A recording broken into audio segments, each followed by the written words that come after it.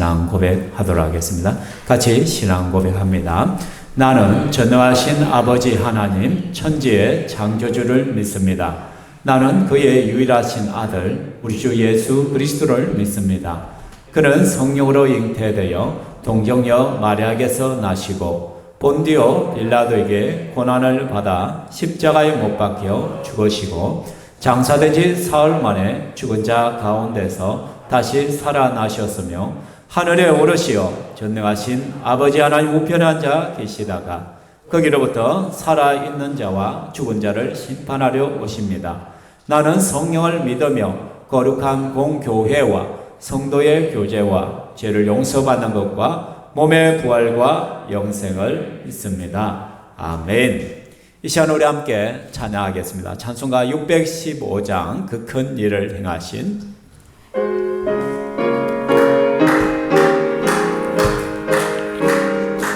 그 큰 일을 행하신 주께 영광 이 세상을 사랑해 주오셨네 우리 죄를 위하여 죽으시사 저 영원한 생명 여지었네 우리 주 높이세 귀한 말씀 듣고 우리 주 높이세 모두 기뻐하며 주 예수님이 하나님께 그 행하신 큰 역사 찬양하세 그 큰 일을 행하신 하나님께 주 예수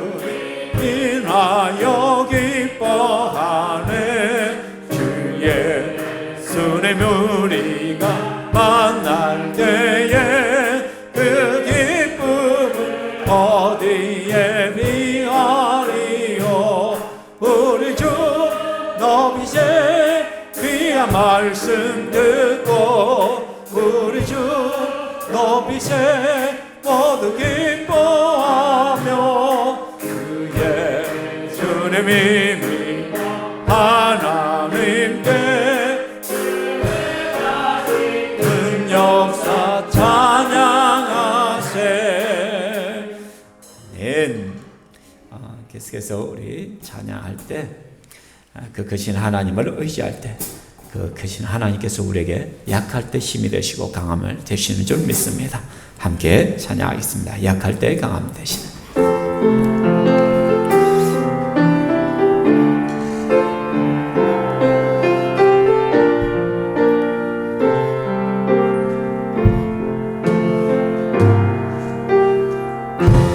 약할 때 강함 대신에 나의 보배가 되신 주 나의 모든 것 주 안에 있는 보물을 나는 포기할 수 없네 주 나의 모든 것 예수 어린 양 존귀한 이름 예수 어린 양 존귀한 이름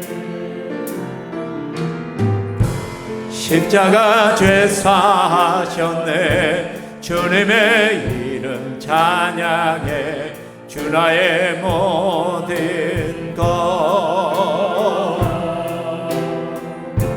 쓰러진 나를 세우고 나의 빈잔을 채우네 주 나의 모든 것 예수 어린 양 존귀한 이름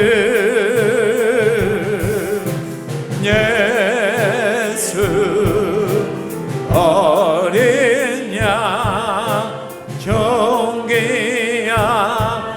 십자가 제사하셨네. 십자가 제사하셨네. 주님의 이름 찬양해. 주 나의 모든 것. 쓰러진 나를 세우고 나의 빈잔을 채우네. 주 나의 모든 것. 예수 어린 양 존귀한 이름. 예수 어린 양 존귀한 이름. 마지막으로 이 시간 찬양할 때 나의 힘이 되신 여호와여, 우리 함께 찬양하겠습니다.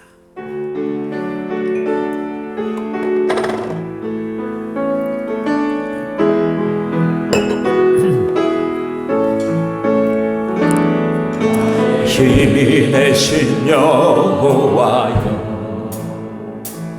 내가 주님을 사랑합니다.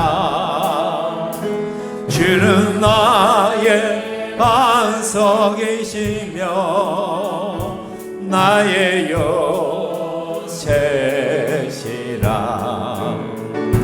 주는 나를 건지시는 나의 주 나의 하나님. 나의 피할 바위시요 나의 방 되시라. 나의 하나님.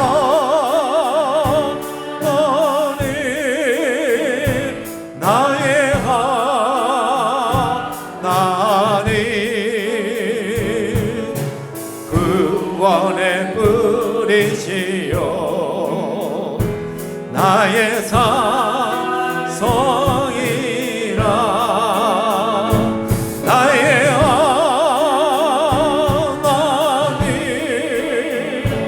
나의 하나님.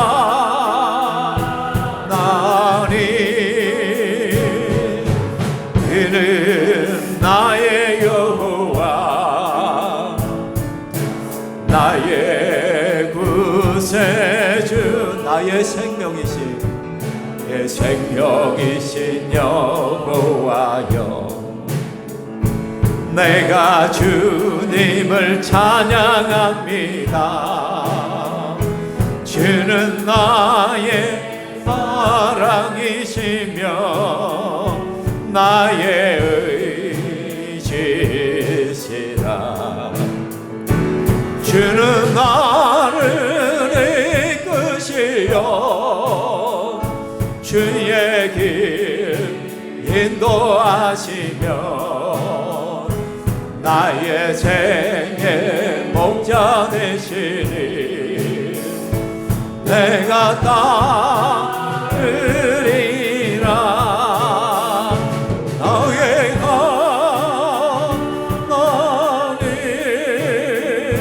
나의 하나님.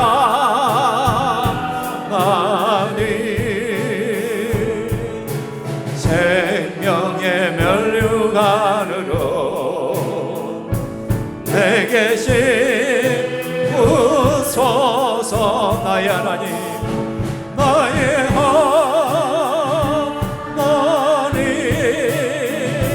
나의 하나님.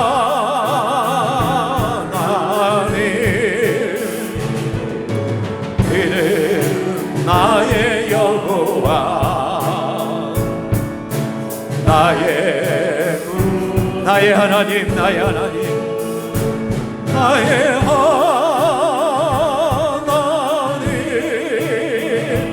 나의 하나님.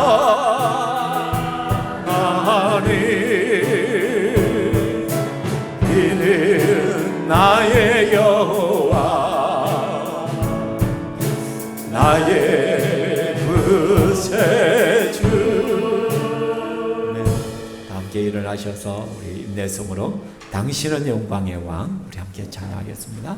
네, 손을 올려서 주님을 맞이하며 찬양합니다.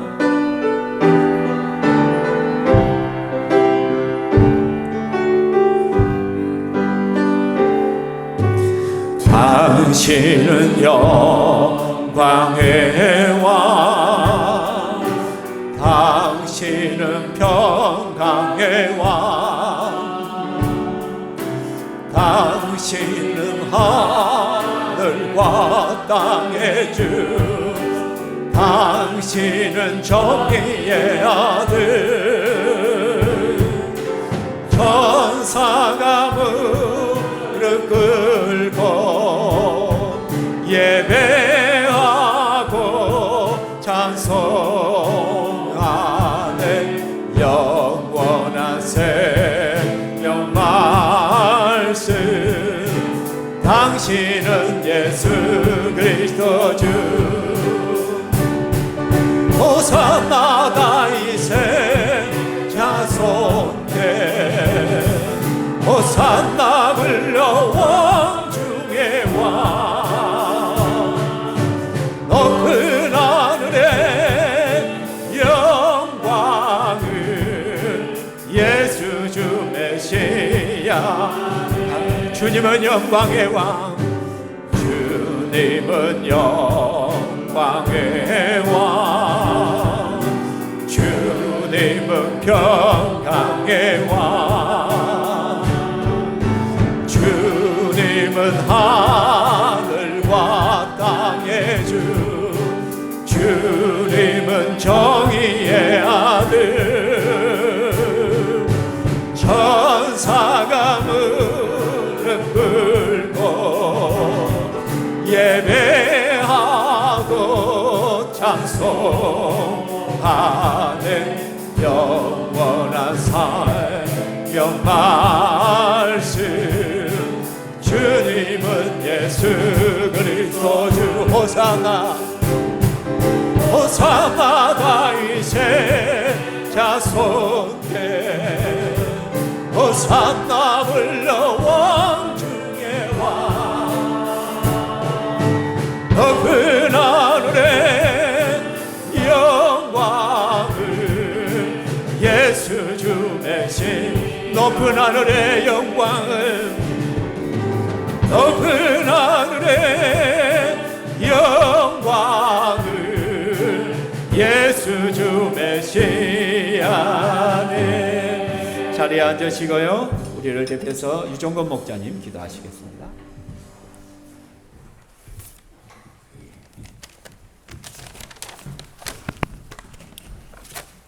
할렐루야. 주님을 찬양합니다. 우리를 사랑하시사 예수 그리스도의 십자가의 사랑으로 구원하여 주시고 천국의 소망을 품고 살게 하심을 감사합니다.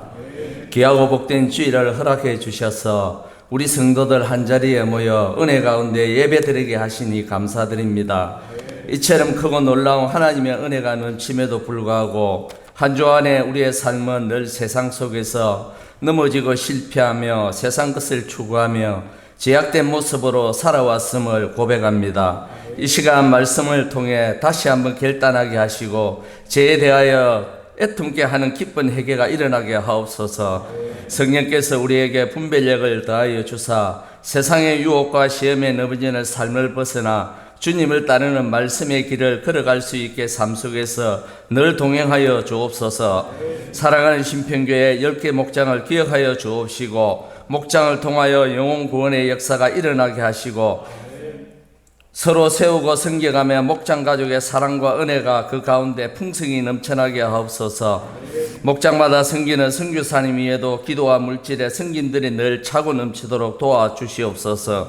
이 시간 바라기는 육신의 연약한 우리의 지체들을 기억하여 주시고 그들의 연약한 육신의 질고들마다 만지시고 치료하여 주시고 회복되는 역사가 일어나게 하옵소서. 신평교회 우리의 다음 자녀들을 기억하여 주시고 저들이 믿음과 말씀 안에서 바르게 양육되게 하시고 어려서부터 신앙의 기초 위에 믿음이 날로 날로 자라갈 수 있도록 도와주시옵소서. 함께하는 교사들 위에도 은혜를 더하시고 승격할 때 기도와 말씀으로 잘 준비되게 하옵소서. 이 시간 말씀 전하는 담임 목사님 영육간의 강건함을 더하여 주옵시고 악한 것들로부터 지켜보호하여 주옵소서. 증가하시는 말씀마다 근세와 능력이 나타나게 하시며 주님 말씀만이 선포하게 하옵소서. 말씀 받는 저희들 진실된 마음으로 받게 하시고 하나님의 신령한 비밀을 깨달아 변화된 삶을 통하여 세상을 넉넉히 이겨 살아내는 저희 지체들 다 되게 도와주옵소서. 우리 성도들 각자의 주어진 은사대로 주의 몸된 교회를 섬겨갈 때 한 방향 한 뜻으로 함께 세워가며 믿음의 동력자들이 많이 일어나게 하옵소서. 이 시간 찬양대가 찬양을 올려드립니다. 주님 영광받아 주시옵소서. 감사합니다. 예수님 이름으로 기도합니다. 아멘.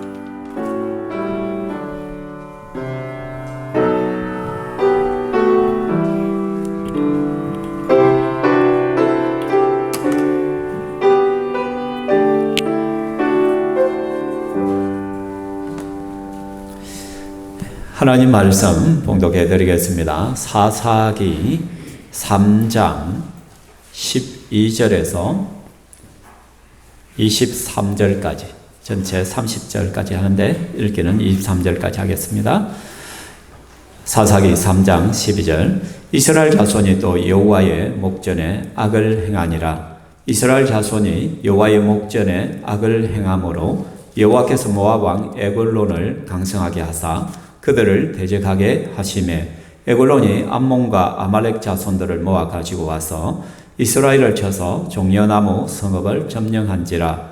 이에 이스라엘 자손이 모압 왕 에글론을 18해 동안 섬기니라. 이스라엘 자손이 여호와께 부르짖으며 여호와께서 그들을 위하여 한 구원자를 세우셨으니 그는 곧 베냐민 사람 게라의 아들 왼손잡이 에웃이라. 이스라엘 자손이 그를 통하여 모압 왕 에글론에게 공물을 바칠 때에 에웃이 길이가 한 규빗 되는 좌우의 날선 칼을 만들어 그의 오른쪽 허벅지 옷 속에 차고 공물을 모압 왕 에글론에게 바쳤는데 에글론은 매우 비둔한 자였더라. 에웃이 공물 바치기를 마친 후에 공물을 메고 온 자들을 보내고 자기는 길갈 근처 돌 뜨는 곳에서부터 돌아와서 이르되 왕이여 내가 은밀한 일을 왕에게 아뢰려 하나이다 하니 왕이 명령하여 조용히 하라 하매 모셔 선자들이 다 물러간지라. 에웃이 그에게로 들어가니 왕은 서늘한 다락방에 홀로 앉아 있는 중이라. 에웃이 이르되 내가 하나님의 명령을 받들어 왕에게 아랠 일이 있나이다 하매 왕이 그의 좌석에서 일어나니 에웃이 왼손을 뻗쳐 그의 오른쪽 허벅지 위에서 칼을 빼어 왕의 몸을 찌르매 칼자루도 나를 따라 들어가서 그 끝이 등 뒤까지 나갔고 그가 칼을 그의 몸에서 빼내지 아니하였으므로 기름이 칼날에 엉겼더라. 에웃이 현관에 나와서 다락문들을 뒤에서 닫아 잠그니라. 아멘. 찬양대 찬양하겠습니다.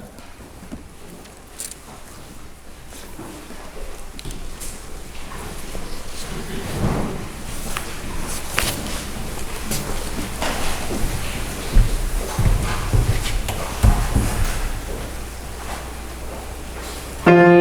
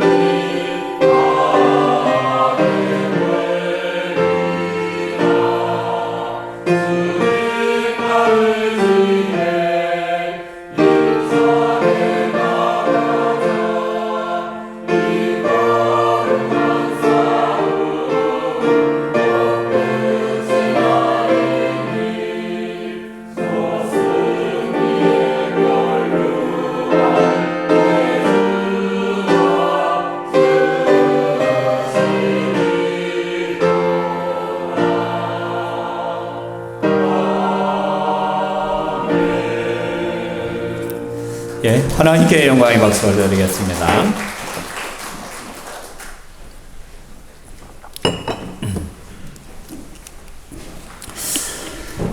오늘 말씀은 하나님은 상처도 별이 되게 하십니다라는 제목으로 말씀을 전합니다.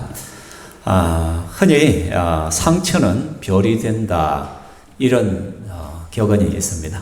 우리의 삶 가운데 여러 가지 상처와 어려움과 약함들이 있는데 그 상처를 잘만 다루면은 그것이 바로 별이 되게 만든다는, 스타가 되게 한다는 것이죠. 영어 단어에 보면은 스카라고 하면은 상처란 단어인데, 그래서 한자만 수정을 하면 스타가 되죠. 별이 되죠. 곧 영웅이 되어지고 별처럼 빛나는 인생이 될 수 있다란 의미입니다. 사랑하는 성도 여러분, 우리가 성경에도 그런 인물들이 참 많잖아요. 한나란 여인에게 있어서는 한나가 그죠, 아이를 낳지 못해서 너무너무 힘들어했잖아요. 오히려 처배였던 후처였던 브린나는 아이를 숭숭 잘 만났는데, 근데 남편에게 아이를 낳아주지 못하는 그 죄스러움과 그 마음 상처가 늘 있었잖아요. 그죠? 근데 그 상처를 가지고 하나님 앞에 나아갔을 때 하나님께서 사무엘이란 아들을 주시고, 그 사무엘이 타락해가는 이스라엘을 회복하는 그런 빛나는 별이 되어졌잖아요. 그죠? 그래서 한나의 인생이 빛나는 인생이 되어졌던 것 같이, 또 우리가 계속 한 5주에 걸쳐서 봤던 기드온의 인생 역시 마찬가지잖아요. 기드온의 삶은 참 찌질이고 겁쟁이고, 어떻게 보면 우상 숭배하는 가정에서 자랐던, 어떻게 보면 하나님의 복과 하나님의 은혜와는 전혀 상관없던 인생이었는데, 그 사람에게 하나님이 찾아오심을 통해서 그의 지나친 그 패배주의와 지독한 패배주의와 또 낮은 자존감을, 그 점을 빼주시니까 하나님께서 큰 용사로 쓰임받게 했잖아요. 별처럼 쓰임받게 되었다는 것이죠. 그 마찬가지로 오늘 본문에 나타나는 에웃의 인생도 그러하다는 것입니다. 저는 오늘 에웃이란 한 사람을 여러분에게 소개하고 같이 살펴봄으로써 그가 어떻게 자기의 그런 상처와 아픔을 또 별로 승화시켜 나가는지를 볼 수 있기를 소망합니다. 여러분의 IQ는 얼마나 됩니까? 요즘은 잘 IQ 검사를 하지 않잖아요. 제가 초등학교 다닐 때, 초등학교 6학년 때 IQ 테스트를 한번 했었고, 중학교 때 또 IQ 테스트를 한번 2번 한 것 같아요. 그렇죠? 제가 교사가 되기 위하여 교육 실습을 중학교에 나간 적이 있었는데, 그때 제가 저희 반 2학년 일반 아이들의 그 생활 기록부를 제일 먼저 확인을 했어요. 그래서 생활 기록부를 쫙 보는데 IQ가 그때는 기록이 다 되어 있었거든요. 쭉 보니까 제가 깜짝 놀랐어요. 생각보다 두 자릿수가 많더라고요. 두 자리 아이들이 약 한 4분의 1 정도 되더라 것이에요. 그리고는 100 언저리에 있는 아이들이 한 4분의 2 정도, 그 정도 되어지고, 그리고 또 나머지 4분의 1은 약 한 110 이상의 그런 IQ를 가지고 있더라고요. 그래서 보통 사람의 IQ를 평균으로 내면은 100 정도로 잡습니다. 그죠? 그 이하를 우리는 좀 떨어진다라고 말을 하잖아요. 그죠? 우리가 흔히 보면은 참 이해를 하지 못하고 좀 동작이 뜸하고 잘 못하는 사람을 보고 뭐라 해요? 야, 이 닭대가리야, 새대가리야. 그죠? 새의 IQ가 얼마냐면 한 16 정도 되거든요. 8에서 16 사이로 왔다 갔다 해요. 그나마 좀 똑똑한 앵무새는 좀 훈련을 시키면 한 30까지도 올라간다라고 하더라고요. 근데 여러분, 세상에서 가장 IQ가 낮은 개체가 있어요. 그게 뭐예요? 보통 물고기라 하잖아요. 물고기죠. 붕어 IQ가 몇 초? 붕어 IQ는 아예 3초라 하잖아요. 3초. 그죠? 낚싯대를 탁 미끼를 들이대는데, 한번 탁 먹어가지고 물었다가, 운 좋게 다행히, 낚이지 않았어. 툭 떨어져서. 근데 어떻게 다시 또 지렁이를 넣어가지고 탁 흔들으면 어떻게? 3초 안에 또 탁 달라붙는, 그렇다 해요. 김현창 지사 맞습니까? 요즘은 아닙니까? 요즘은 붕어들도 물고기들도 IQ가 좀 높아졌대요. 한 10초 되는가 봐요. 요즘은. 저는 그렇게 나왔습니다. 그죠? 그런데 여러분, 이스라엘 백성들의, 사사시대의 이스라엘 백성들의 IQ가 꼭 3초와 같았어요. 그러니까 붕어 IQ와 같은 이스라엘의 모습을 우리는 볼 수 있어요. 제가 기도원의 설교를 하면서 기도원 그 구절, 특히 사사기 성경을 볼 때 좀 유심 깊게 봐야 될 단어가 한 단어가 있다고 했어요. 그 단어가 뭐라고 했어요? 또라는 단어. 그죠? 오늘 12절에 보면 이스라엘 자손이 또 여호와의 목전에 악을 행하니라 라고 하잖아요. 이스라엘 자손이 또 여호와의 목전에 악을 행했다라고 말하는 거예요. 참 이게 제벌을 개주지 못한다고. 이스라엘 백성들은요, 하나님께서 복을 주시면 주신 그 복을 가지고 하나님을 잘 섬겨야 되는데 꼭 타락의 길로 가요. 엉뚱한 짓을 해요. 하나님 외에 다른 신을 섬기고 막 그렇게 하다가 하나님께서 벌을 내리잖아, 징계를 내리잖아. 그때서 이제 하나님 잘못됐어요 잉잉 짜면서 하나님 좀 우리를 구원해 주세요. 그래서 하나님께서 또 마음이 약해가지고 어떻게 다시 구원자를 줘요. 사사를 보내가지고 이스라엘을 구원하게 해요. 그래서 또 이스라엘 백성들 휴 다행이다, 와 잘됐다는데 근데 얼마 가지 않아서 또 어떻게 해요? 또 죄를 범하는. 항상 이러한 어떻게 다람쥐 쳇바퀴 돌듯이 계속해서 이렇게 살아가는 것 같아요. 솔직히 우리들도 그러하잖아요, 그죠? 하나님의 은혜를 입었다가도 금세 잊어버리고 또 하나님을 모르는 사람같이 그렇게 함부로 살다가 또 어떻게 어려움이 오면 또 하나님을 찾고, 그죠? 시편 49편 20절에 다윗이 말합니다. 같이 읽을까요? 존귀하나 깨닫지 못하는 사람은 멸망하는 짐승과 같도다. 참 하나님께서 우리를 존귀하게 창조하셨고 인간을 정말 가장 그죠 복된 사람으로 하나님께서 이 땅에 두셨잖아요. 만물의 영장으로 두셨잖아요. 그죠? 그런데 이들이 깨닫지를 못하면 사람들이 멸망하는 짐승과 똑같다는 거예요. 짐승하고 똑같다는 거예요. 붕어같이 똑같이 3초 또 돌아가 또 그죠? 그렇게 하죠. 잠언에 솔로몬이 말합니다. 또 읽어볼까요? 개가 그 토한 것을 도로 먹는 것 같이 미련한 자는 그 미련한 것을 거듭 행한다. 여러분, 우리 개를 보면서 이해되지 않는 것이 그거잖아요. 요즘 뭐 집에서 반려견들은 그렇게 잘 안 한데 시골에서 그냥 막 키우는 개들을 어떻게 해요? 묶여 있으니까 개가 그 토한 것을 갖다 다시 또 먹기도 하고 그 안에 뒹굴기도 하고 막 그렇게 해요. 그죠? 그걸 보면서 우리는 아이고 지저분해, 아이고 더러운 것 같다, 아이고 미련한 그런 생각들을 가지잖아요. 그죠? 그런데 미련한 자들은요, 그 미련한 것에 거듭 행하는 거예요. 그 미련한 짓을 또 하게 되더라고요. 이스라엘 백성들이 하나님이 살아계시고 하나님께서 징계하시고 그러한 과정들을 계속해서 살펴보았지만은 그것을 해결하지 못하고 다시 그 자리로 또 돌아가요. 그 미련한 삶으로 또 돌아가서는 그 속에 빠져들더라는 것이죠. 그죠? 이스라엘 백성들의 모습이 그러한 미련한 자와 같더라는 것이죠. 그죠? 사랑하는 성도 여러분, 이렇게 미련한 이스라엘에 대한 하나님의 반응이 무엇입니까? 그에 대한 하나님의 반응은 사랑의 매를 드시는 것이죠. 우리가 마치 자녀들이 잘못된 길을 걸어가면 어쩔 수 없이 부모들이 매를 들어서 그를 바르게 잡아가려고 하는 그런 모습들이 있잖아요. 뭐 요즘은 부모가 자녀 한 대 때렸다가는 또 어떻게 가정폭력으로 잡혀가기도 해. 막 신고하기도 하고 막 그런데 그런 정말 망할 인생이죠. 그런 자녀가 있다면 정말 망할 인생이죠. 그죠? 부모가 왜 자녀들을 훈계를 하느냐? 정말 부모가 사랑하는 마음을 가지고 그 자녀를 바로 세우기 위한 작업인데, 여러분, 매를 든다는 것은, 회초리를 든다는 것은 포기하지 않았다는 거예요. 포기하지 않았다는 거예요. 그죠? 맞죠? 포기해버리면은 그냥 네 마음대로 살아, 그냥 내버려 두는 거예요. 그죠? 만일에 목회자가 우리 성도들을 포기해버린다면, 그죠? 교회 좀 안 나오고 할 때 포기해버리면, 그죠? 연락도 안 하겠죠. 막 찾아가지도 않고, 귀찮게 하지도 않겠죠. 그죠? 그죠? 근데 목회자가 전화를 하고, 또는 문자를 보내고, 또 설교 영상을 보내고, 그리고 또 신방을 하고 찾아가기도 하고, 만나달라고 하기도 하고, 뭐 그렇게 한다는 뭐예요? 포기하지 않았다는 거예요. 포기하지 않았다는 것이죠. 그죠?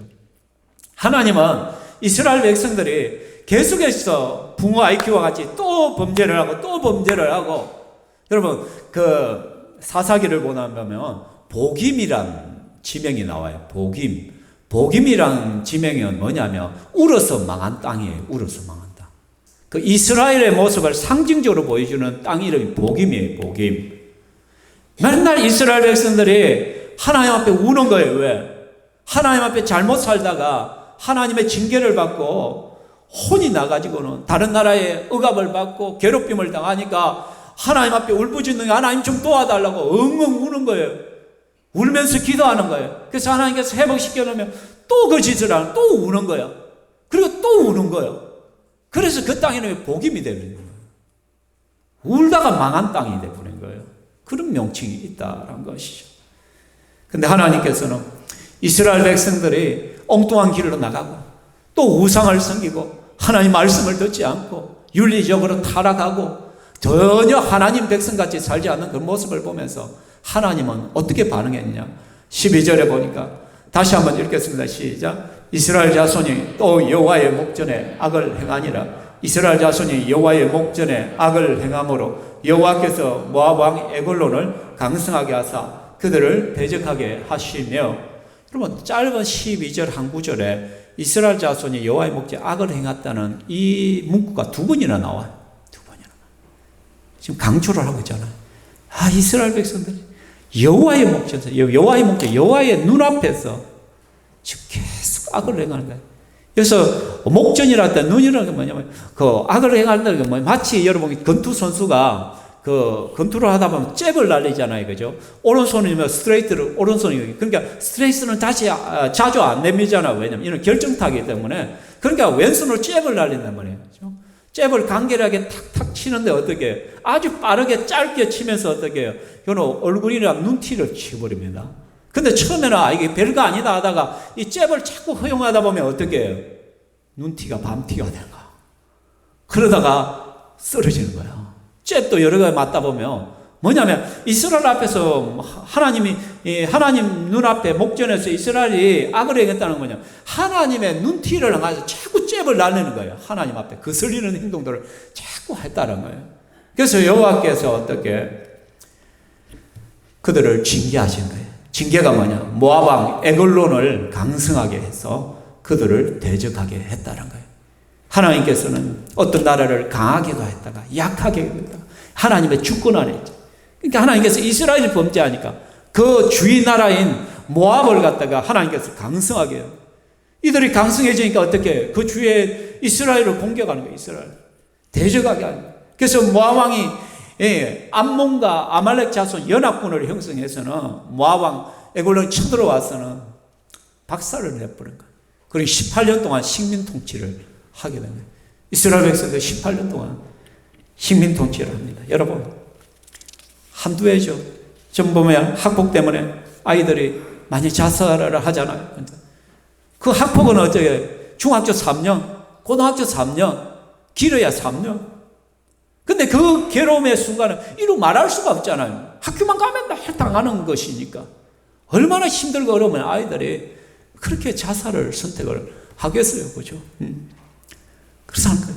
근데 여러분 18년 동안 식민지로 살았다고 한번 생각해봐요.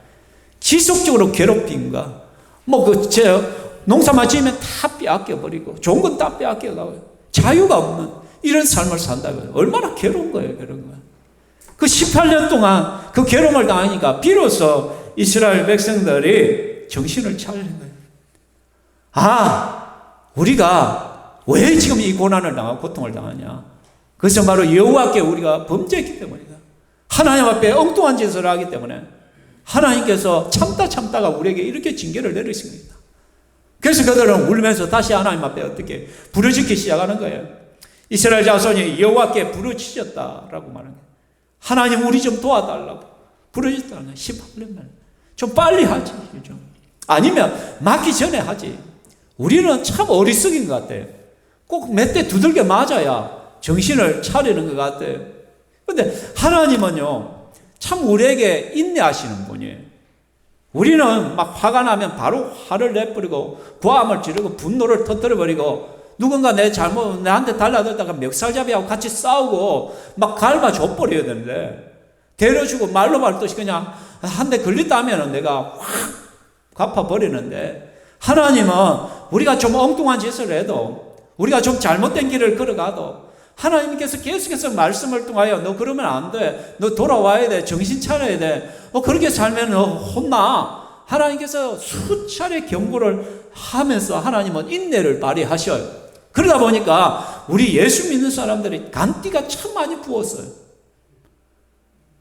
그냥 하나님께서 자꾸 기다려주니까 계속 그 길을 가는 거예요. 그러니까 뭐 이리 살아도 괜찮네, 조금 뭐 이렇게 살아도 하나님께서 벌 안 내리시네, 큰 어려움 안 주네, 하나님께서 진노 안 하시네,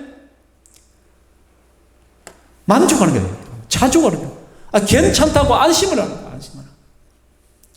그러다가 하나님께서 한번 매를 들으면, 하나님께서 한번 매를 들 때는 세게 들거든요. 여러분, 집에서 보면 엄마들은 그 자식들이 별로 겁나 안 해요. 왜? 맨날 잔소리 지금. 니 그걸 할래? 왜 하나 하지마. 니 혼난다. 막 뭐라 해. 근데 아버지들은 자주 말 안 하거든. 근데 아버지들은 한 번 딱 말을 하고 한 번 딱 기다려서 참다가 한 번 딱 화가 나면 어떻게 해? 그때는 매를 들거든. 그러니까 아이들이 엄마는 무서워 안 하는데 누구는 무서워해?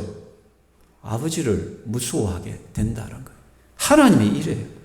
하나님께서는 기다리고 참으시다가 어떤 한계점에 딱 이르는 순간 하나님께서는 징계의 매를 들게 되거든. 그때는 하나님께서 확실하게 매를 드시거든. 그러니까 18년 동안 에골론에게 고통을 당하게 합니다. 모압에게 완전 고난 가운데 고통스러워. 그래서 도저히 못 견뎌서 울부짖게 한다는 것이죠. 옆 사람에 한번 이야기합시다. 맞기 전에 잘합시다. 좀 잘합시다. 그죠? 좀. 그죠? 우리 잘해야 되지. 정신 차려야 돼요. 그죠? 제가 우리 자녀들에게 자주 하는 말 중에, 네가 네 스스로에게 명령을 내리지 못하면 다른 사람이 너에게 명령하게 된다. 이 말을 전 자주 합니다. 내가 내 스스로에게, 야, 박은환 정신 차려야지. 네 이럴 때 아니야. 빨리 집중해.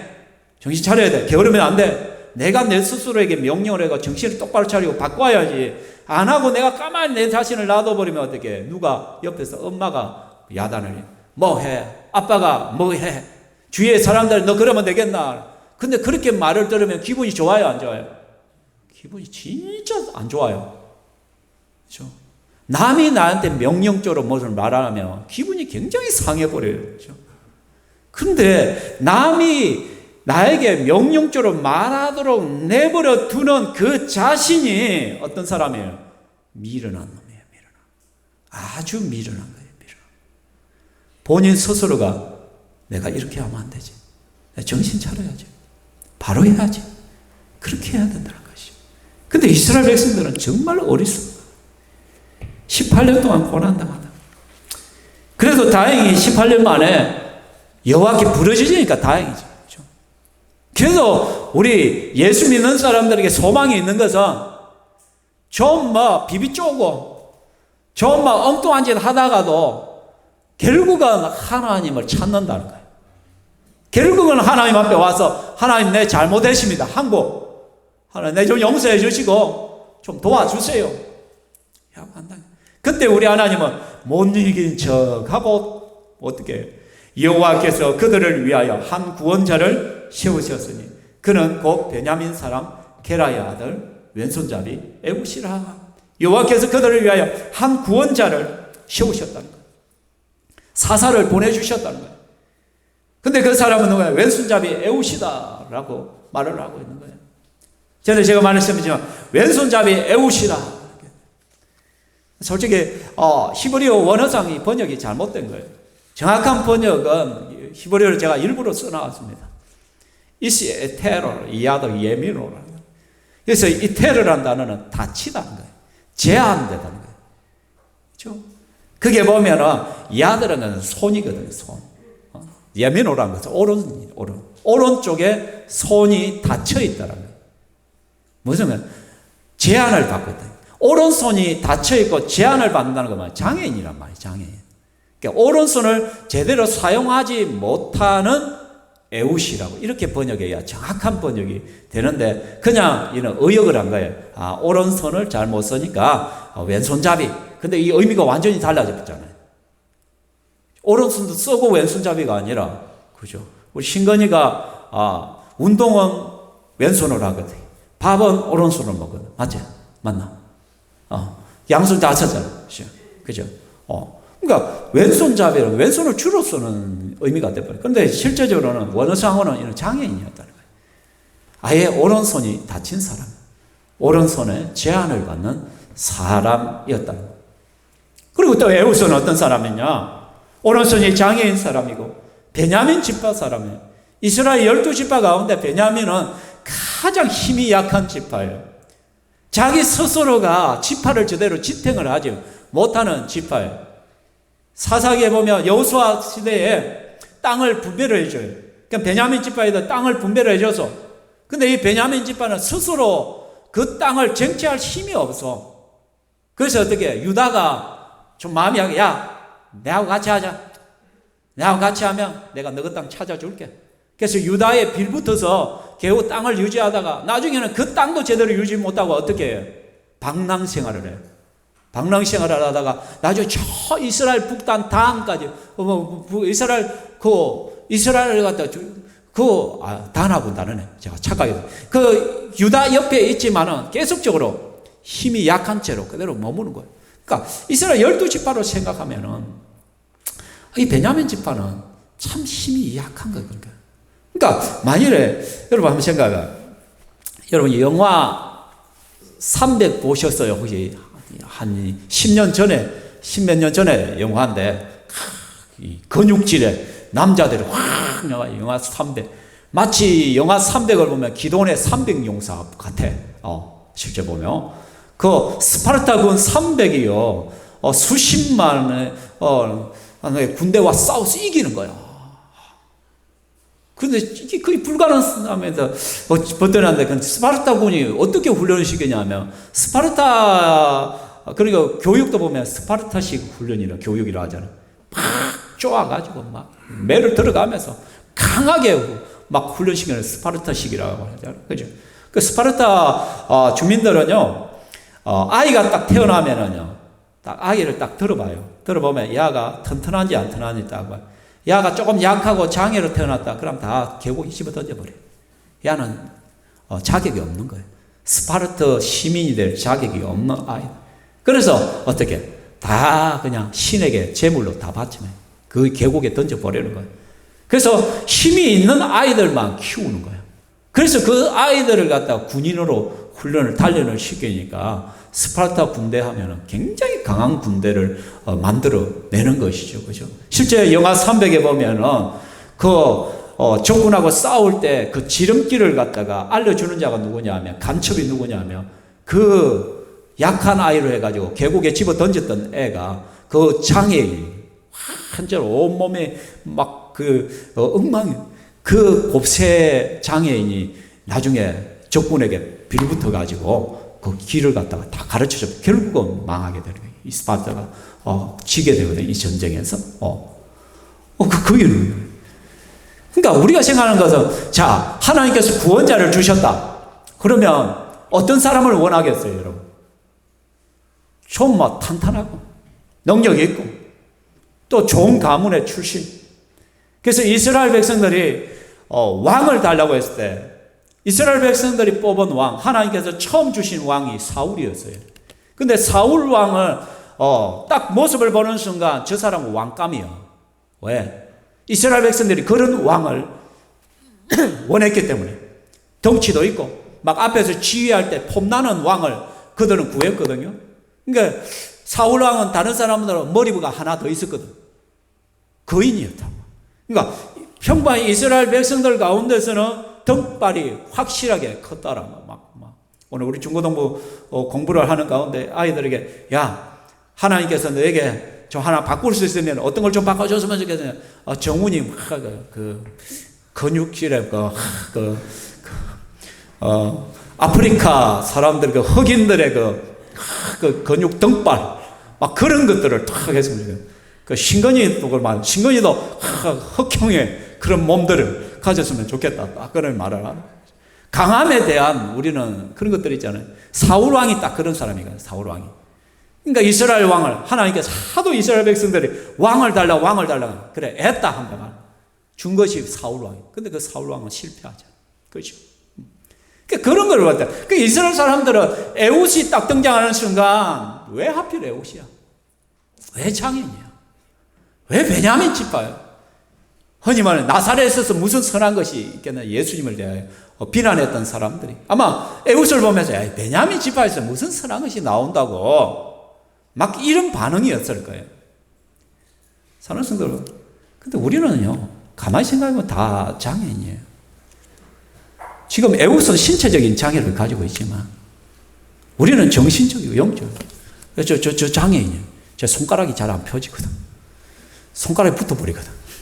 장애를 가지고 있는 거예요, 여러분. 나이듦도 여러분 장애예요. 그죠? 기력이 쇠하고, 그리고 기억력도 사라져. 정신적인 장애야. 분별력에 장애가 오는 거예요. 어떤 사람은 자기의 화를 주체하지 못하고 쉽게 분을 터뜨리고 팍 휘저버리잖아요. 분노 장애예요. 그죠? 그러니까 우리는 누구나 장애를 가지고 있는 사람들이에요. 그죠? 누구와 비교해가지고 내가 더 잘났네, 못났네라고 할 수 있겠어요? 그죠? 다 부족함이 있는 거예요. 그래서 장애라는 것은 결국 누군가의 도움을 필요로 하는 모든 사람은 누구나 장애인이라는 거예요. 누군가의 도움을 필요로 하는 사람은 다 장애인이에요. 그래서 사람 인자를 딱 봐요. 사람은 어떻게 한일자에다가 짝대기 하나를 딱 받쳐놨어요. 사람이란 존재는 누군가에게 도움이 필요하는 거예요. 누군가를 의지하는 존재가 사람이란 거예요. 인간이란 거예요. 무슨 말 이해가 되십니까? 그러니까 사람은 반드시 누군가의 도움을 필요로 한다는 거예요. 그 누군가가 누구겠어요? 하나님이에요. 하나님. 이 세상에 있는 우리의 모든 존재들은 하나님의 도움이 필요한 사람. 우리는 모두가 뭐예요? 장애예요. 장애를 가지고 있는 사람들이에요. 근데 에훗은 신체적인 장애를 가지고 있었죠. 그죠? 근데 여러분, 하나님은 어떻게? 이러한 연약한 에훗을 붙드시는 거예요. 그래서 우리는 약할 때 강함 되시는 하나님을 우리는 찬양하잖아요. 그죠? 오히려 우리가 약할 때 하나님의 강함이 드러날 수가 있다는 거예요. 이 에훗을 하나님이 붙들어 버리시면 강한 존재가 돼, 용사가 될 수가 있는 거예요. 기도원처럼. 그래서 고린도 후서입니다. 같이 읽어봅시다. 시작.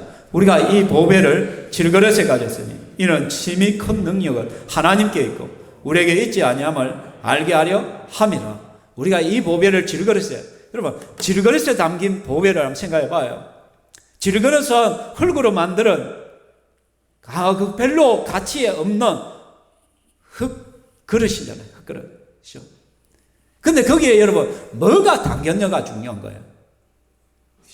거기에 만약에 보배가 담겨버리면 이는 보배 그릇이에요. 보배 그릇이 되어지는 거예요.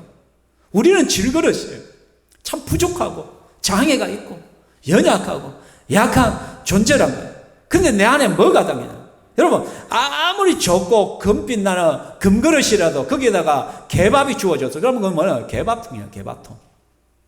맞아요? 안 맞아요? 그건 개밥통이야. 개밥통. 아무 의미가 없는 거야. 아무리 화려하게 장식이 되어있어. 그 안에 뭐가 들어있냐? 여러분 무덤을 아무리 잘 꾸며놔봐야 그 무덤 속에는 뭐 있어요? 뼈다귀밖에 없고 시체 썩은 고인물밖에 없단 말이에요, 여러분. 그래서 요즘 자손들이 조상들 무덤을 갖다 이장을 해가지고 그래야 복을 많이 받는다 해가지고 아주 좋게 이장도 하고 거기에 비석도 세우고 거기에 보면 대리석도 넣고 그렇게 해요. 낙골당도 맛있게 차려놔요. 근데 아무리 그래 봐야 그 안에 뭐가 있어요? 뼈다귀 가루밖에 더 있어요. 시체 고인물밖에 없어요. 그건 무덤이요. 아무리 장식을 해봐야 소용없어. 여러분이 아무리 명품으로 여러분의 옷을 치장을 하고 여러분 몸을 아무리 장식하고 좋은 것 입고 좋은 것 먹는다 하고 그렇게 돌아다녀봐야 내 본질 자체가 더러우면 아무 의미가 없는 거예요, 실제적으로. 정말 내 안에 뭐를 소유했느냐가 중요한 거예요. 예수 그리스도 그분이 우리의 보배란 말이에요. 내 안에 예수가 있으면 내가 바로 보배의 그릇이 되는 거예요. 내가 정말 가치 있는 삶이 되어지는 거예요. 그런데 겉으로만 자꾸 보이는 것만 자꾸 뭔가를 꾸미려고 장식하려고 하는 것이 이 세상 사람들의 욕망의 추구의 그 모습들이란 말이에요. 그런데 그 실체를 가만히 보면 참 어처구니가 없잖아요. 참 불쌍해 보이잖아요. 불쌍해 보여요, 여러분. 그러니까 내면의 자존감이 없으면 겉을 자꾸 치장을 하잖아요. 그 겉을 치장함으로써 내가 존재감을 가시하려고 하잖아요. 그러나 내가 정말 하나님의 자녀이고, 창세기 1장에 보면 주님께서 사람을 만드시고 보시기에 심히 좋았더라, very good이라고 했잖아요. 하나님이 우리를 하나님의 형상대로 만드시고 하나님의 가치로 우리를 묶어주셨다. 그것으로 우리는 정말로 가치 있는 인생이요, 내 존재가 정말 빛나는 인생이요. 그런데 우리는 내가 없는 것만 자꾸 따지고 부족한 것만 자꾸 따지고 남과 비교해가지고 자꾸 자괴감에 빠지고. 근데 여러분, 우리는 아무것도 아닐지라도 우리는 보배를 소유한 자입니다. 하나님을 소유한 자예요. 별 보러 넣는 우리 인생에 하나님이 함께 하실 때 우리는 약하지만 우리는 강하게 되어지는 것이요. 그래서 고린도후서에 사도 바울이 고백을 합니다. 같이 읽겠습니다. 나에게 이르시기를 내 은혜가 내게 족하도다. 이는 내 능력이 약한 데서 온전하여 짐이라 하신지라. 그러므로 도리어 크게 기뻐함으로 나의 여러 약한 것에 대하여 자랑하리니 그리스도, 뒤에 하겠습니다. 그리스도의 능력이 내게 머물게 하려 함이라.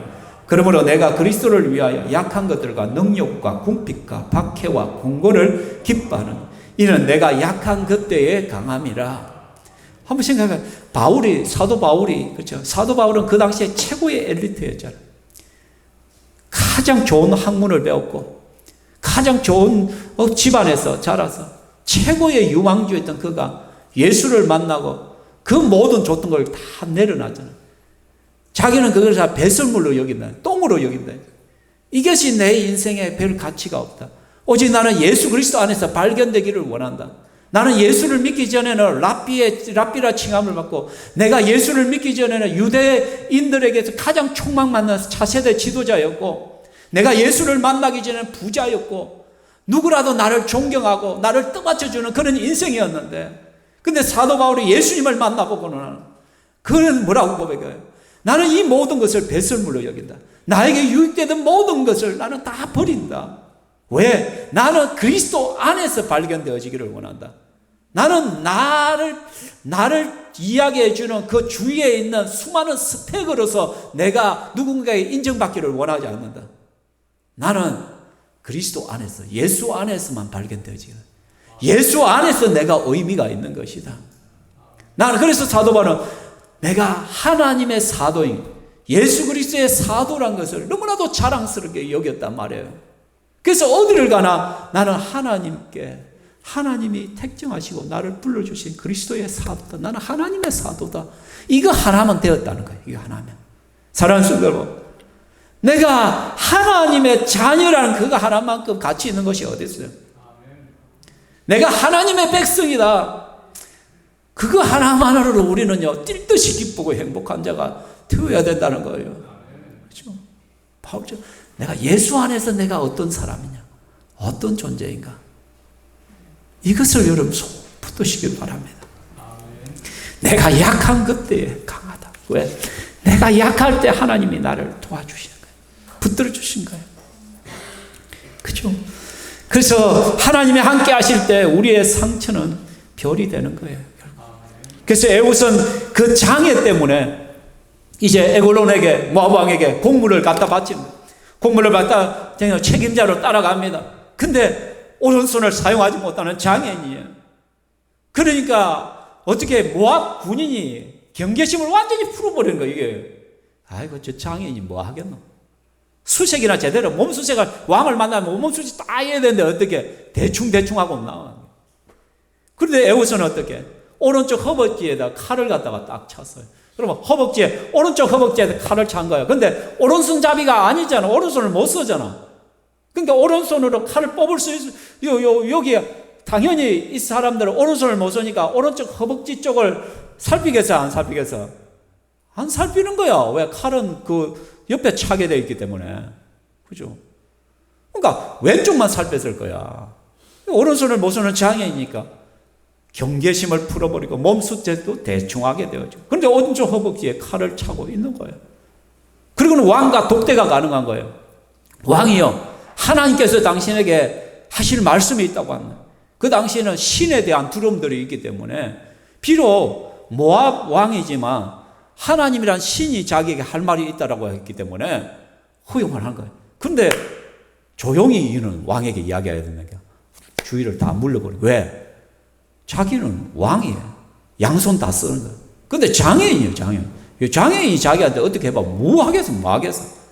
경계심을 완전히 풀고 했는데 기속말로 하게 가까이 딱 가는 거예요. 그 순간에 어떻게 에웃이 왼손 잡이지. 왼손으로 오른쪽 허벅지에 있는 칼을 뽑아서 그대로 찔러버린 거예요. 그 왕이 무너진 거죠, 왕이 무너진. 그리고는 모른 체 하고 나오는 거예요. 근데 보면 뒤에 재밌는 것은 왕이 자기의 몸을 가린 것으로 착각이 되고, 그 신하들 몸을 가린다면 똥 싼다고. 성경은 똥 싼다는 말을 갖다가 그렇게 표현을 안 하고 자기 몸을 가렸다 하거든요. 그렇게 표현을 하거든요. 발을 가린다, 몸을 가린다. 그렇게 하면 왜? 바지춤을 척 내리면 어떻게? 옷이 발을 가리게 되어 있잖아요. 그죠? 그런 식으로 비유적으로 표현한 거예요. 근데 오늘날 우리는 비데도 있고, 응가를 하면, 그죠? 안 되면 뭐도 먹어. 그죠? 쑥쑥 잘 내려가는 약도 먹고, 그러니까 화장실 오래 안 있어도 돼. 근데 그 당시에는 어떻게 해요? 먹는 것도 별 볼 일 없고, 그러니까 화장실로 한번 가면 굉장히 오래 앉아 있을 수밖에 없는 거예요. 그러니까 오랫동안 안 나와도, 화장실에서 응가하고 있는 거다. 그 새에 자기는 도망쳐가 군대를 집결해가 공격을 승리하는 거예요. 여러분. 그러면 저 터키에 가면 에베소 유적지가 있어요. 그럼 에베소 유적지에 보면 뭐가 남아있냐면 공중 화장실이 남아있어요. 근데 여러분 그 당시요, 예수님 당 에베소가 2000년 전에 그 에베소가 얼마나 도시가 발달했냐면 공중 화장실에 보면 수세식이에요. 수세식이 우리처럼 뿡 내리는 게 아니고 그 대리 속으로 구멍을 다 뚫어놨어요. 앉을 수 있도록, 쪽으로 앉을 수 있도록 다 대리석을 해놨고, 그리고 그 밑으로 물이 흘러요. 물을 위해서 싹 쓰는 거예요. 무슨 말인지 이해되죠? 그래서 공중 화장실은 돈을 주고 가는데, 돈을 비싸게, 좀 더 비싼 돈을 내면 어디 해야겠어요? 물이 바로 쏟아지는 제일 앞쪽부터 차례차례 돈이 달라져. 그게 딱 쪽으로 앉은 자리가 다 있어. 근데 거기에서요, 응가가 빨리 안 나오니까 어떻게 공연도 해요. 사람들이 딱 사각형에 둘러 앉아있고 그 중앙에서 막 삐에로들이 와가지고 마술도 하고 막 그렇게 공연도 했단 말이에요. 2000년 전에. 무슨 말인지 이해가 되시죠? 그러니까 이게 에골론이 발을 가리고 사람들이 오랫동안 눈치를 못 챘다는 게 이해가 되는 거예요. 빨리 안 나오니까. 사랑하는 성도 여러분, 이렇게 에웃이 장애잖아요. 참 그가 어렸을 때 얼마나 마음에 상처였겠어요. 힘들었겠어요. 오늘날에는 장애인에 대한 처우가 좋아졌지만 이 당시에는 장애인은요, 누가 도와주지 않으면 굶어 죽어야 돼요. 그러니까 가장 가난한 자. 그러니까 그는 어렸을 때 엄청난 상처 입은 자로 살아왔을 거예요. 그죠? 그런데요, 이러한 사람을 하나님께서 함께 하시니까 그 장애가 별이 되게 만드시는 거예요. 그 장애를 통하여 빛나는 인생을 하나님 만들어 버리는 거예요. 그죠? 그래서 우리가 기독교에 자주 쓰는 단어 중에 상처 입은 치유자라는 단어를 많이 쓰잖아요. 우리 그리스도인들은 그 상처를 잘 다뤘을 때 나중에 치유자가 된다는 거예요. 여러분, 조영아 사모는 아들을 3명을 키워봤어요. 그렇기 때문에 엄마들의 아이들 키울 때 조언해 줄 게 있을까요, 없을까요? 있는 거예요. 참 애 새 키울 때는 힘들고 어려웠지만 거기 상처가 아픔일 수도 있는데 이게 나의 재산이 되는 거예요. 자산이 되는 거예요. 그렇죠?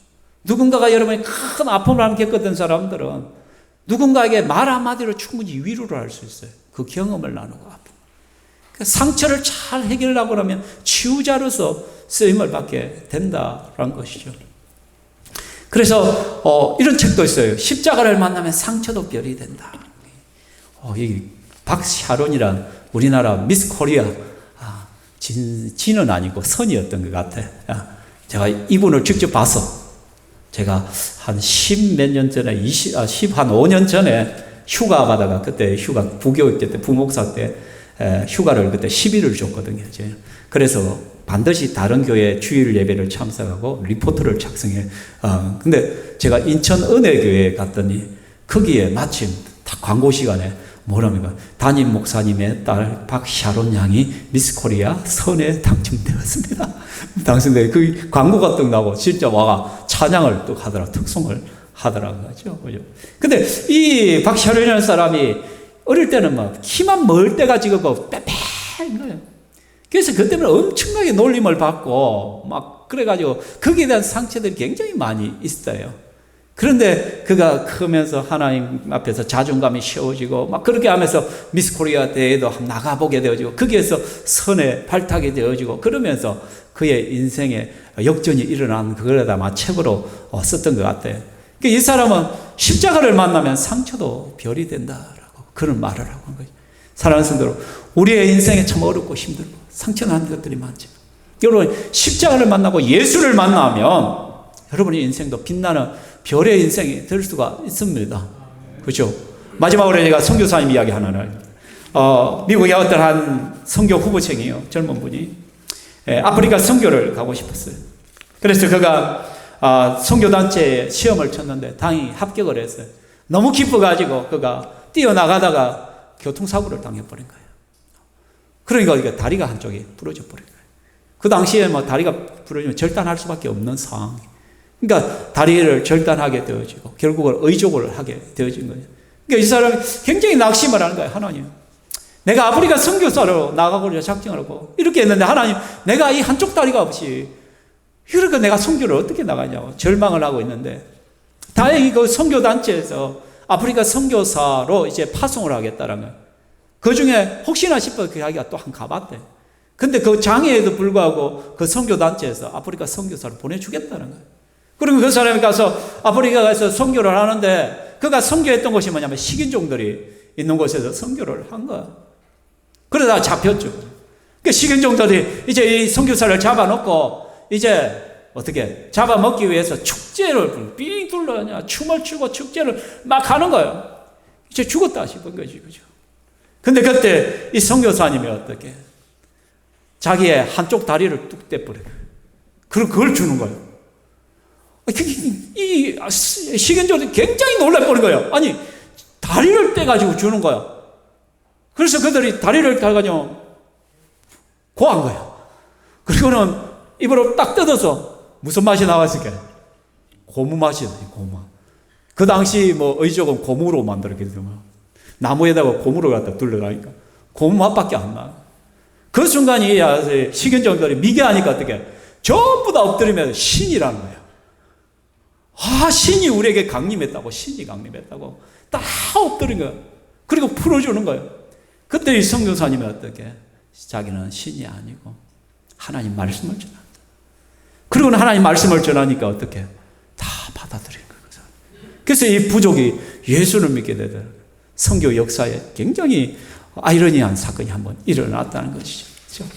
사랑하는 성도 여러분, 이 선교사에게는 그 장애가 교통사고가 굉장히 큰 아픔이었죠. 그런데 하나님께서는 그것을 통하여 영혼 구원의 역사를 쓰는 거예요. 성도 여러분, 하나님께서 사용하지 못할 사람은 없습니다. 낙심하지 마시기 바랍니다. 오히려 우리의 약함을 자랑하십시오. 우리의 부족함을 자랑하십시오. 나의 상처를 감사하시기 바랍니다. 여러분, 에웃이란 이름의 뜻이 뭔지 아십니까? 참 공교롭게도 나는 감사하리라, 나는 찬송하리라 의미의 뜻을 가진 이름이 에웃이었어요. 에웃은 그 장애로 태어나고 정말 힘들고 어려운 환경 속에서 그의 부모가 이름을 붙여주기를 그 가운데서 너는 하나님을 찬양하고 하나님을 감사하는 인생을 살아가라. 그 이름답게 에온 역시도 그의 인생에 이런 삶을 살지 않았겠습니까? 그런 가운데 하나님 앞에 귀하게 쓰임받는 인생이 되었다는 거죠. 성도 여러분, 저도와 여러분들도 이렇게 하나님 앞에서 귀하게 쓰임받는 저와 여러분 되기를 주의 이름으로 축원합니다. 이 시간 우리 함께 찬양하겠습니다. 거룩하신 하나님, 주께 감사드리세. 우리는 약하지만 하나님께서 우리의 강함이 되십니다. 함께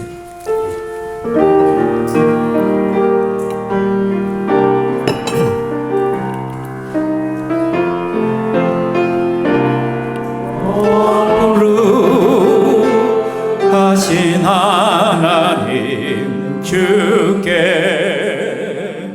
감사드리세. 날 위해 이 땅에 오신 독생자 예수, 나의 맘과 뜻 다해 주를 사랑합니다. 날 위해 이 땅에 오신 독생자 예수, 내가 약할 때 강함주고 가난할 때 우리를 부욕해 하신 나의 주 감사. 내가 약할 때 강함주고 가난할 때 우리를 부욕해 하신 나의 주 감사. 이 시간 우리 기도합시다. 여러분, 참 나 자신을 바라볼 때 마음에 안 드는 구석들이 있을 거예요. 부족한 것들이 있을 것입니다. 남과 비교할 때 아픔이 되고 상처가 되고 핸디캡으로 생각하는 것들이 있을 수도 있습니다. 그리고 나는 안 돼, 나는 할 수 없어, 그런 패배주의에 빠져 있고 자존감을 잃어버린 성도들이 있을 수도 있습니다. 또는 가정의 어떤 문제와 환경 상황 때문에 너무나도 힘들어하는 분들도 있을 것입니다. 근데 여러분, 그 고난을, 그 상처들을, 그 아픔을 하나님 앞에서 잘 다루기만 하면 그것 때문에 빛이 날 것입니다. 그것 때문에 빛나는 인생이 되게 할 것입니다. 전화위복의 하나님, 역전의 하나님을 만나시기를 바랍니다. 이 시간 하나님, 내 환경과 상황, 내 모습을 아시죠. 불쌍히 여기시고 긍휼히 여기시고, 하나님, 주님 때문에 인생 역전이 일어나게 하십시오. 내 삶이 뒤집어지고 내 상처가 별이 되게 하여 주시옵소서. 빛나는 인생이 되게 하여 주시옵소서. 함께 기도하겠습니다. 살아계신 하나님 아버지, 이 시간에도 우리가 주의 말씀을 붙들고 함께 기도하며 나아갑니다. 하나님, 우리의 환경과 상황과 내 모습을 바라볼 때 여러분은 마음에 들지 아니하고 내가 내 스스로도 하나님 기가 죽는 그런 부분들이 있고 또 여러 가지 아픔과 상처로 인하여 골마 터진 부분도 있음을 봅니다. 또 내 환경과 상황 때문에 주저앉고 좌절하는 모습도 있습니다.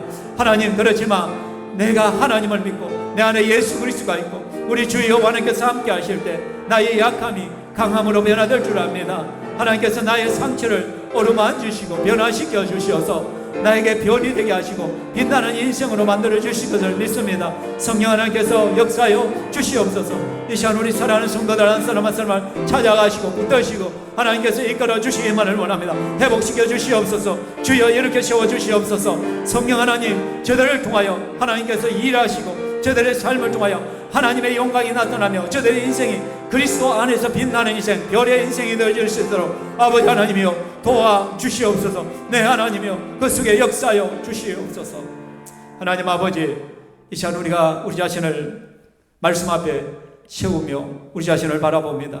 하나님, 우리 역시 수많은 아픔과 상처와 실패와 넘어짐과 또 하나님 여러 가지 어려운 환경 때문에 주저앉는 모습들이 있음을 고백합니다. 그는 하나님, 애우시 하나님과 함께 할 때 그 약함이, 그 상처가 별이 되었던 것 같이 그 상처가 오히려 이스라엘 구원하는 놀라운 그런 기적의 역사를 일으키는 도구가 되었던 것 같이 하나님 우리를 어루만지시고 우리를 불쌍히 여겨 주시옵소서. 우리의 상처를 싸매어 주시고 어루만져 주시고 우리의 아픔과 어려운 환경과 상황들을 하나님께서 변화시켜 주시어서 우리도 하나님 손에 붙들려 빛나는 인생이 되게 하시고 또한 우리를 통하여 영군의 역사들이 일어나게 하여 주시고 또 우리를 통하여 수많은 사람들이 선한 영향력을 얻을 수 있도록 도와 주시옵소서. 하나님 특별히 알게 모르게 눈물 흘리며 아파하며 가슴을 치고 있는 성도들도 있을 가운데 하나님이여 저들을 불쌍히 여기시고 주여 치유하시고 어루만지시고 회복하여 주시옵소서. 그래서 저들의 삶을 통하여 영광받아 주시옵소서. 이 시간 우리 사랑하는 성도들 믿음으로 헌물을 올려드립니다. 하나님이여 받아 주시옵소서. 하나님 우리의 삶이 하나님 물질만 바라보지 않게 하시고 눈에 보이는 것만 쫓아 살아가지 않게 해주시고 우선순위가 무엇인지를 분명히 알고 하나님 앞에 정말 가치 있는 일에 내 시간과 내 삶과 내 물질을 투자할 수 있는 자들 되게 하여 주시옵소서. 저들의 직장과 가정에 복에 복을 다하시고 어려운 가운데서도 감사하며 찬양하는 가운데 하나님의 회복의 역사들을 보게 하여 주시옵소서. 영광 받으신 하나님을 찬송하며 살아계신 예수님 이름으로 기도하옵나이다. 아멘. 주 예수 그리스도의 은혜와 하나님의 사랑과 성령 하나님의 교통 위로하심이 이 자리에 함께한 주의 권속들 머리 위에 영원토록 있을지어다. 아멘.